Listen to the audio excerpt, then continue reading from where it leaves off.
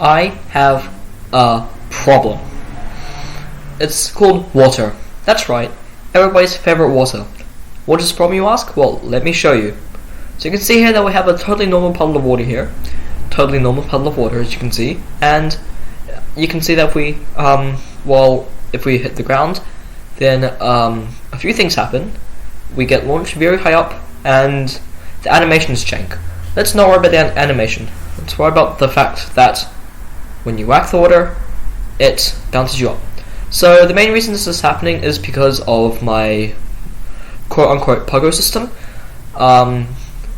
Yeah, that kind of pushes you upwards whenever you hit the ground. So this is all post-commentary, so, you know, edit the video first, then chuck in the commentary. So if things are a little bit behind, now you know why.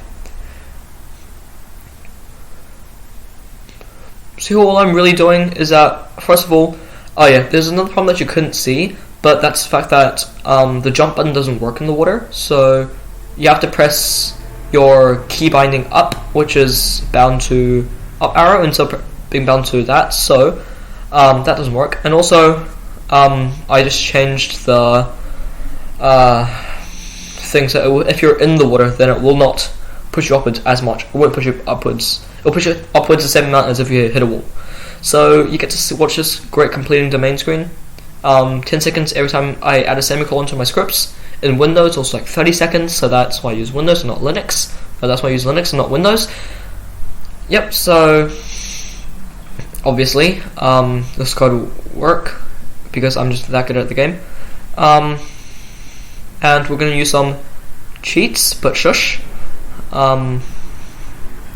Totally not abusing Unity scene view to do anything malicious. That can't be me. I would never do such a thing. And I'm also not going to use another cheat there, which I totally didn't make myself. This is all sped up, by the way. I'm not actually moving this fast. It's just that if I didn't speed up anything, this video will be 3 hours long. The accumulated progress of all the places where IT has stopped working.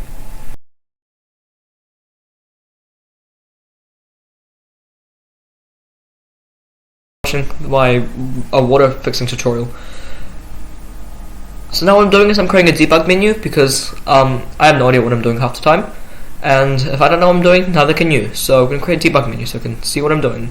So obviously this is all will be replacing later on, so you will never see that. But here we have some more speed coding. I don't actually type this fast, unfortunately. I wish I could, but I don't. So we're just adding a setting into a settings menu that changes the debug menu, and then we just add all of the other stuff there. So now we're just gonna have an FPS screen because who doesn't like having an FPS screen? So this is the settings menu. We're gonna add the debug menu script. We're gonna see if that doesn't work. That's because it never saves the settings. So there were a few problems, like the fact that the inputs didn't register properly, and yep, we're gonna get a few more problems later on.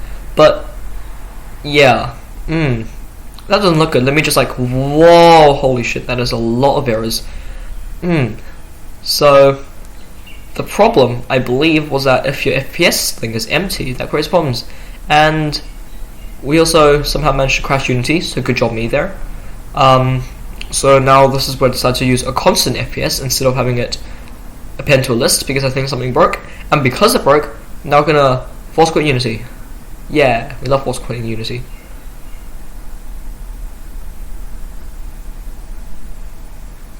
Wow, dramatic. Anyways, now I'm gonna have to relaunch it. You can wait 10 years in pain with me as well. It's actually pretty fast for my Unity refreshing speed. Usually takes 10 years at best. So we're just going to wait. And wait a little bit more. This is what I have to go through, you know, life of being a game dev. So obviously this is all being sped back up again, so that you don't have to watch for 10 hours. We're getting more problems. We're still getting more problems. So what the problems we're getting is that if your display thing was empty, if the list was empty, it can't take the average of it. Then we fix another problem with that if you hold down multiple different keys to put them on the same line. So what happens now is it tries to put in 30 items into the list before it calculates, but if it can't, then it'll wait until it has at least one item before calculating, because at that point you're running this game on a toaster. Please stop running this game on a toaster.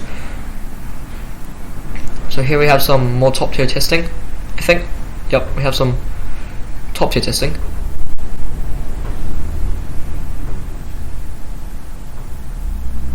Alright, so now we're going to make a camera system, because who the hell doesn't want a cool camera system?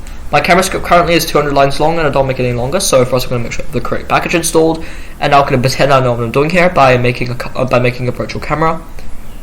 Oh, yep, going to make it back up.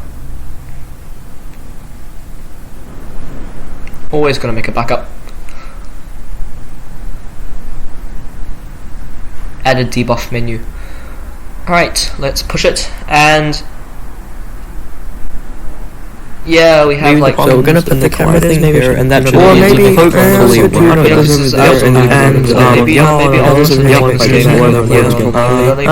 Sure, why not?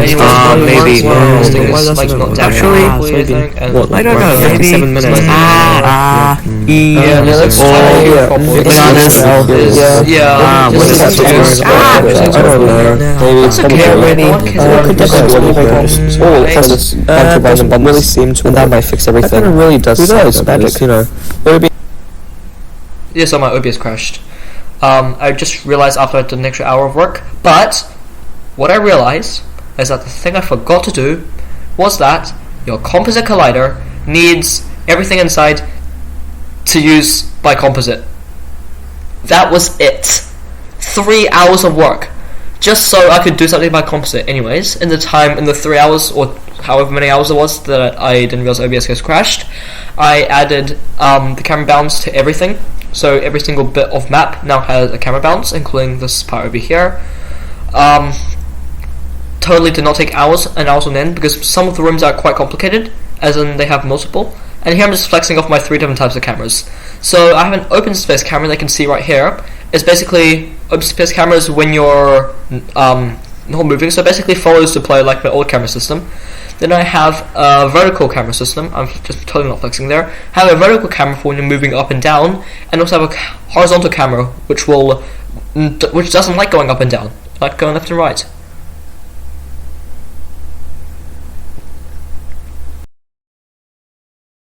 Your definitive guide to map creation. Step 1. Create the map. First of all, you got to find the place where you want to put the map. Second of all, open up your favorite pixel art editor and start drawing the map. It's like almost rocket science, really. All you got to do is go draw the map. Now, obviously, it doesn't have to look good. All it just needs is black and white for now, because later on in life, or later on in this game's life, I will add proper spice to everything, and there'll be an overlay, so I don't actually have to change the ground anymore. So all this is just a very thing. If you want to add a depth layer, you need to add another layer onto it, color it a different color, and export 2 separate images, which is really important. But we'll get to that later. Alright, cool. We're going to save it and we're going to export it as a PNG. Step 2, we need to run some commands. So to do this step, what you can do is open up your terminal and run some commands. If you don't run Linux or you don't use commands, screw you, too bad. If you do run Linux and you do know how to use commands, then good job. You're a smart child. Give yourself a pat on the back. So what we're doing is we're copying the file over, because I can't be bothered opening up the file explorer. I'm going to cd into the directory, and then I'm going to forget that I can just resize with the resize command. So we're going to use resize.scale, which scales up my image. Step 3. Find some cool fonts to use while video editing. Step 3. Import into Unity and configure. So this step is really quite easy. All you just need to do is, since we've copied it, all you just need to do is set it to map, and we need to generate a sprite collision for it, which isn't that hard. Then we're just going to make the new area, and we're just going to delete the bounds, because we'll set those again later. Update both of the update the map to use the actual map. Align it properly. Step 4, or was it 5? Press 2 buttons. Click, click. Step 12, add some camera behaviors. So here we're going to wait. This is not. Step 12, resize loaders. So we're just going to resize the area where when the player enters, it will do some stuff. Step, whatever the hell that is, add some camera stuff. So now here is the step I missed earlier. Here we're going to add some camera stuff. So here's, because of the cool 3 camera system we implemented earlier, we can now set multiple different camera systems, which is absolutely stupendous. Brilliant. State of the art and modern. So here we're just going to add all the different cameras and stuffs.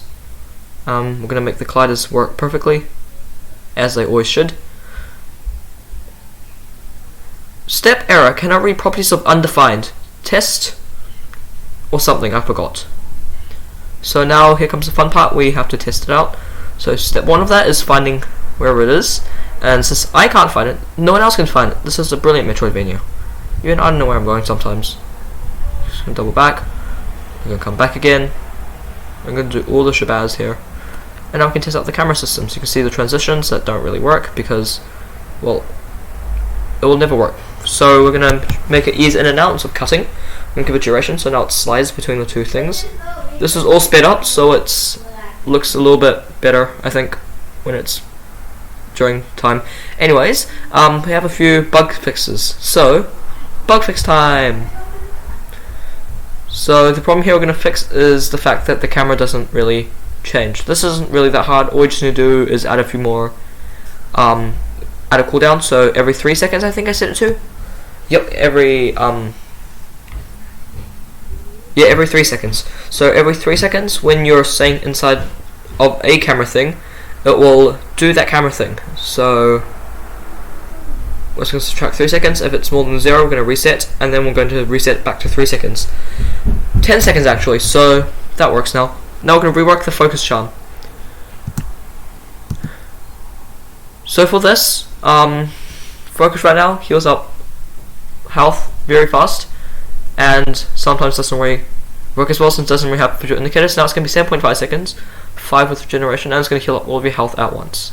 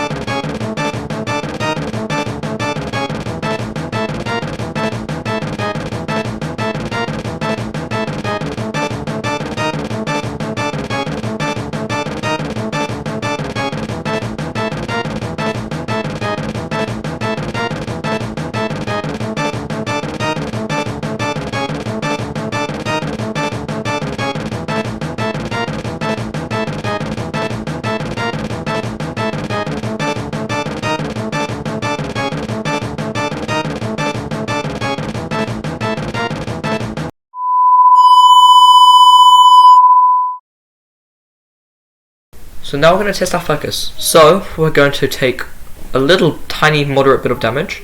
Now we can start healing. So because I have regeneration equipped, it will take 5 seconds instead of 7.5. There we go, you can see we got all of our health back at the same time. There's regeneration, the red circle there, that's regeneration. And yep, OBS had another heart attack. So that's where I'm going to finish the video of today. Like and subscribe if you liked it and want to see more. And I'll see you all in the next video.